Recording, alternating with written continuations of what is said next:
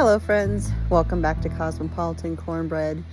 On Friday, I went on a little bit of a road trip up further northwest in Arkansas to the city of Fayetteville, and I went up there for the Arkansas Pottery Festival. Now, when I got there, to be honest, I thought it was going to be a little bit bigger than it was, but it's still a relatively new festival. I think this is only the third year they've had it. But there was still quite a bit of selection to choose from. And yes, I did pick up a couple of things, but unfortunately, most of what I got were gifts, so I won't be able to share them with you. And then over the weekend, we celebrated Mr. Smith's and my anniversary. We've been married for 33 years, and the very next day was Mr. Smith's birthday, and we decided to go out for brunch in Fort Smith.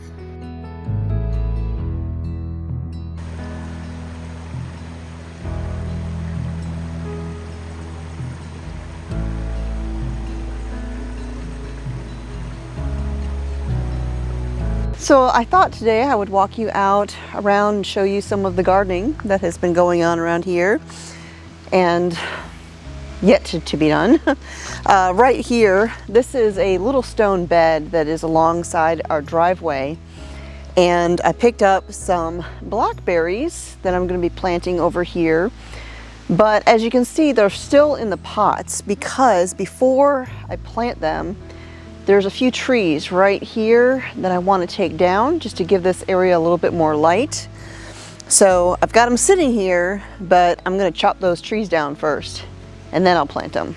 I've also been working on my big long stone bed over here in between the rainstorms, which there's been a lot of. Now you notice I did kind of create a little bit of a cage around this thing. This bed is about 25 feet long, and I've planted it full of all sorts of things. We've got different kinds of oregano, we've got tarragon, there's some lemon verbena over there. Along the back I planted some zinnias and cosmos. We've got some more lemon verbena. We've got a variegated oregano. We've got some golden sage, lots of purple basil, spicy oregano. This is actually pineapple sage, which is a beautiful flowering sage that I plant pretty often, except this is a variegated variety, which I'd never seen before. We've got more Italian basil, garden sage. We've got some English thyme. This is the oregano that I planted last year. I've got some calendula in there, although it's looking really bad.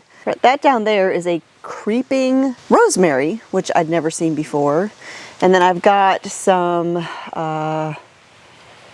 what's that called? Indian blanket something or other. Coreopsis, is that what that is? I forget.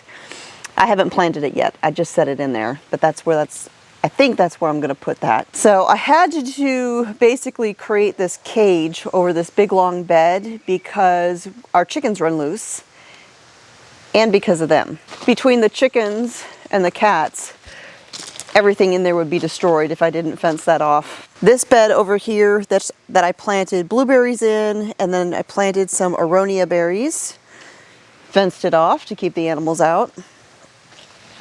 I have a bed of onions right here. That bed over there is cucumbers. So ever so slowly, it's starting to come together here. Still got a lot of cleanup though, so ignore the mess. Everything's a little chaotic, but I thought I'd walk you down to the garden and show you what we've got going on down here so far. All right, so right over there is a bed of cucumbers. And you can see I put the trellis up, but I do still have to cut two pieces of wood. I have to notch them to support that. Over here in this bed, we've got some tomatoes and peppers. I believe this was my alpaca tomatoes, although that one's looking a little bit sad. And then I have an Arkansas Traveler at that end and one at this end. This one over here, I've got some echinacea that I planted. I've got a Lozania that I popped in down there, and then of course all peppers. So this bed was all my mild peppers. So we've got bell peppers and we've got banana peppers. And then this bed down here was jalapeno peppers, cayenne peppers, and I did plant 2 purple bell peppers down there. And then the tomatoes in this bed were Midnight Romas, but I will tell you, they're really struggling because I had some issues when I was planting them. But I will talk about that another day. This bed over here, I planted Bella Rosa tomatoes. Got a nice long row of those. We've got some variegated sage down there. That's actually a tricolor sage. I planted a Cosmo right here. And you can see I put up a shade cloth over on that side. I have zucchini under there, and my zucchini was looking really, really sad in the heat of the day, which we've already had a few hot days, and every day in the morning the zucchini looked great. Mid-afternoon it was laying down like it just couldn't do it. And so I put some shade cloth up there, and the zucchini's been doing a lot better. And same with this bed over here. I just kind of made a little arch with a section of cattle panel. I have yellow straight neck squash in there. I also have a flower in there, which I'm going to have to move because I planted it before I put the cover over there, and that flower is going to need some sun, but you know, the squash will be happy with a little bit of shade.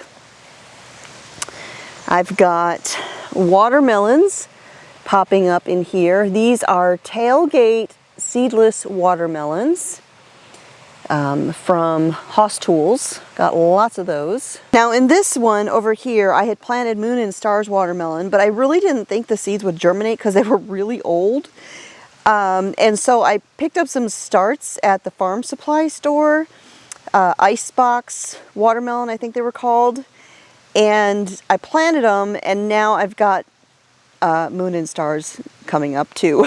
So I will probably relocate a few of these watermelons because that's a lot of watermelons right there. My bed of beans is coming up looking amazing. Look at all those beans. Now over here, this is going to be another wall of beans, but I just put the trellis in the other day and we've had nothing but storms, so I haven't had a chance to come out here and actually put it in. Now we have all of these wood chips that are new, not really great growing material. So what I do is I just raked the wood chips away.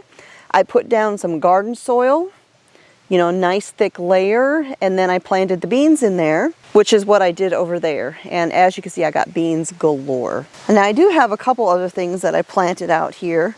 Now in Alabama, I had planted a whole bunch of elderberries, and they were 2 different varieties that I had gotten from Stark Brothers, and they grew so well. And I was just heartbroken of the idea of leaving everything behind. But elderberry loves to propagate and give you little baby elderberry plants all around. And so I had dug up a whole bunch of those. I planted some over in the wooded area going towards the house. They're going crazy, but I had more of them. So I put one right there, one right there, one right there, and a little bitty one right there. So I figure I have some up there in the wooded area near the house, and then I have some in here, which will be a completely fenced in garden area. And then over there outside the fence, I know this might seem crazy, but I went ahead and I planted some peppermint because I know it'll go crazy. I know it will spread, assuming it survives, of course. But if it spreads out there through this wooded area, I'm totally fine with that. I've got my little swing. This is something that was left by the previous owners, but it was a good, sturdy, heavy swing. And over here, right there, I planted a rose of Sharon. I put one on either side of the swing. And it's starting to sprinkle, so I'm going to have to head back up towards the house here. Right there, I planted a butterfly bush. Hey Nubsy, what you doing, bud? Hi, buddy. So tomorrow we're going to be coming out here, weather permitting, and sinking a grounding rod because I'm going to need to start fertilizing and feeding all of these things here before too long. And if I use something like fish emulsion, I will have raccoons in here destroying everything. So we're going to go ahead and charge this fence to keep the raccoons out. Put it up there, of course, because of all of the animals. I wanted to keep the cats out of the beds and everything else.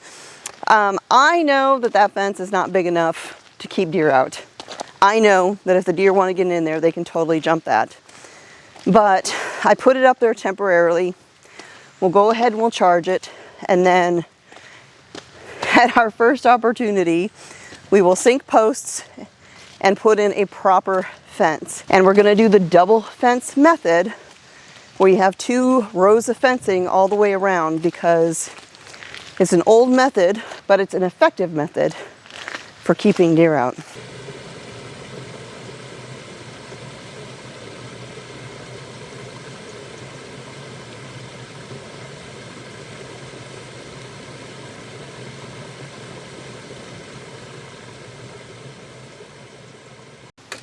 All right, so like I said, I've still got more planting to do. I've still got a whole bunch of cosmos to find random spots to put in there. I've got some more calendula in here, and I've got my splash of cream tomatoes that I need to plant still. But I've got a whole full-size bed down there, raised bed, in the garden that I have not yet planted. I put a flower or two at either end of it, but I haven't actually planted the garden part yet. And so I'll probably go ahead and plant those tomatoes in, I think, one end of the bed, and then the rest of the bed I'm thinking of planting either Israeli melons or Kajari melons. I had a subscriber send me some Israeli melon seeds a couple of years ago, and they were prolific growers and they were delicious. A little bit of an announcement in case you missed it. You know, back in January, I had started doing monthly Bible giveaways, and it was quickly jumped up to 2 Bibles every month.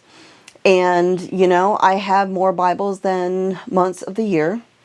And I feel just this strong desire to get the Bibles into people's hands. And so I've moved it up to a Bible every single week. And the first weekly giveaway is already up. The details for the giveaway have changed just a little bit because of the change.